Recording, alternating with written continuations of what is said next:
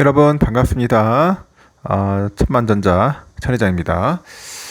월요일이죠. 월요일 오후 시간, 이제 저녁 시간 될 것 같은데 오늘은 뭐 불금이 아닙니다. 꼭 금요일 같죠. 내일 쉰다고 하니까 불금은 아니니까 참고하시고 그렇다고 여러분에게 뭐 일하라고 하는 것도 아니에요. 쉴 땐 쉬어야겠죠. 오늘 하루 고생하셨습니다. 날이 엄청 덥더라고요. 오후에도 오니까 한 33도까지 올라가는 것 같은데 하여튼 무더운 아직까지 여름입니다. 무더위를 잘 피하시고 즐거운 휴일 되었으면 좋겠어요. 삼성의 이야기가 아니고 오늘은 삼성 옆 동네 한번 이야기를 해볼게요. 이 오스템 임플란트라는 기업입니다. 여러분도 아실 겁니다. 오스템 임플란트. 특히 뭐 치과에서 많이 쓰는 그런 일종의 재료가 있겠죠. 뭐 임플란트 많이 하니까 일단은 그 우리 국내 1위라더라고요. 임플란트 기업 중에. 이 기업이 오스템 임플란트가 16년 만에 이제 코스닥 시장을 떠나요. 떠납니다. 왜 떠났냐? 뭐 망해서 떠났냐? 뭐 그런 분들이 있던데 물어보던데 이 기업을 보니까 2천억 원대 직원의 횡령 사건이 있었어요. 200억도 아니다. 2천억이요. 2천억. 그리고 거래 정지, 이를 또 파고든 행정주의 그 펀드의 공세, 사모펀드로의 경영권 매각 등 상당한 우여곡절이 있었습니다. 왜 그런지 모르겠어요. 기업을 운영하면서도 참 이게 별의별 사건들 많아요. 많아. 진짜 보면은 우리 개미 투자자들 맞아 속 터집니다. 속 터져. 이런 거 보면은 일단은 오스템 임플란트는 이제 14일 결국은 상장 폐지됩니다. 상장 폐지됩니다. 사라지는 겁니다. 2007년 2월 코스닥 시장에서 상장된 이후 16년 만이에요. 16년 만에 상장이 폐지되고 상장 후에 꾸준히 이제 코스닥 시가총액 상위 30위권에 올랐었어요. 오스템 임플란트가 이날 시총 2조 9,600억이에요. 2조 9,600억. 코스닥 시총 순위 11위, 11위로 이제 코스닥 시장을 떠난 거죠. 오스템 임플란트 최대 주주가 덴티스트리 인베스트먼트라고 하네요. 이달 1일 한국거래소로부터 자진 상장 폐지를 승인받았어요. 자기 스스로 폐지하겠다는 거죠. 상장 폐지하겠다. 3일부터 11일까지 정리 매매를 해요. 소액주주 주식을 주당 190만 원에 매수를 해줍니다. 190만 원에 매수해주고 덴티스트리는 그 PF 운용사인 MBK 파트너스하고 UCK 파트너스가 오스템 임플란트 인수를 위해서 설립한 일종의 특수 목적 법인 SPC라고 하네요. SPC다. 그렇게 보시면 될 것 같아요.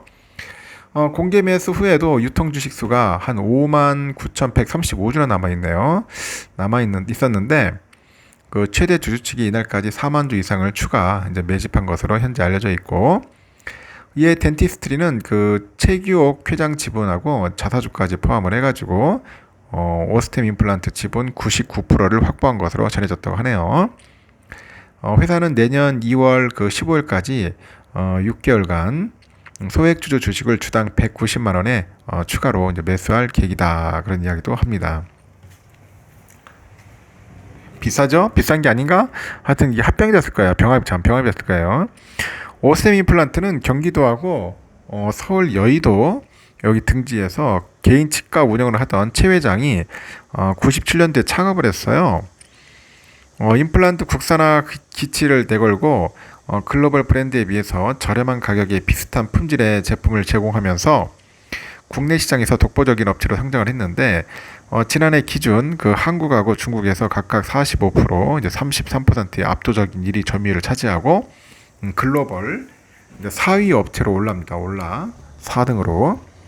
오스템 임플란트의 올 상반기 매출이 5,817억, 영업이익은 1,374억입니다. 전년 동기 대비 각각 16%, 28% 정도 이제 증가한 것이죠. 하지만 고속 성장에는 그 면과 암이 있어요. 어두운 면과 밝은 면과 어두운 면이 있었던 거죠. 투명한 내부 통제 등 체계적인 경영 시스템과는 거리가 멀었고 21년 말에는 2천억 정도 규모의 직원의 횡령 사건이 발생하다 보니까 상장 폐지 위기에 몰려요.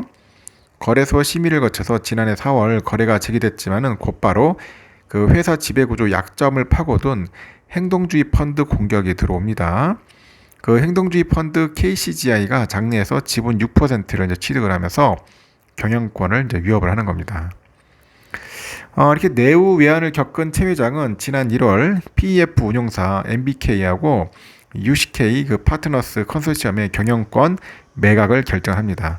이제 팔아버리는 것 같네요.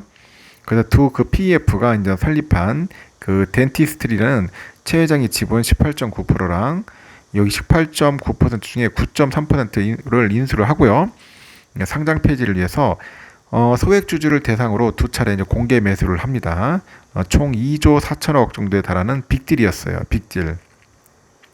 업계에서도 오스템 임플란트의 경영 향배에 관심이 집중되는데 새 최대 주주는 PF는 당분간 글로벌화 등 이런 것들을 통해서 기업 가치 제고 전략에 집중한 뒤에요. 중장기적으로 M&A 등에 나설 것으로 현재 예상을 하는 것 같습니다. 새로운 그 최대 주주는 오스템 임플란트를 글로벌 임플란트 업계 1위 업체로 도약시킨다 그런 목표를 가지고 있는 것 같아요.